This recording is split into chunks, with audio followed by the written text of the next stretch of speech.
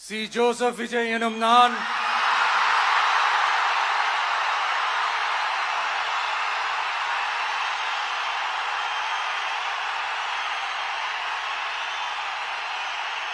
சட்டப்படி அமைக்கப்பெற்ற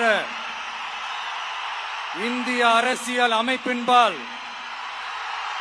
உண்மையான நம்பிக்கையும் மாறா பற்றும் கொண்டிருப்பேன் என்றும் இந்திய நாட்டின் ஒப்பில்லாத முழு முதல் ஆட்சியையும் ஒருமையையும் நிலை நிறுத்துவேன் என்றும் தமிழ்நாட்டு அரசின் முதலமைச்சராக உண்மையாகவும் உளச்சான்றின்படியும் என் கடமைகளை நிறைவேற்றுவேன் என்றும் அரசியல் அமைப்பிற்கும் சட்டத்திற்கும் இணங்க அச்சமும் ஒருதலை சார்பும் இன்றி விருப்பு வெறுப்பை விலக்கி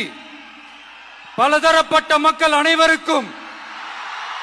நேர்மையானதை செய்வேன் என்றும் ஆண்டவன் மீது ஆணையிட்டு உறுதிமொழிகிறேன்.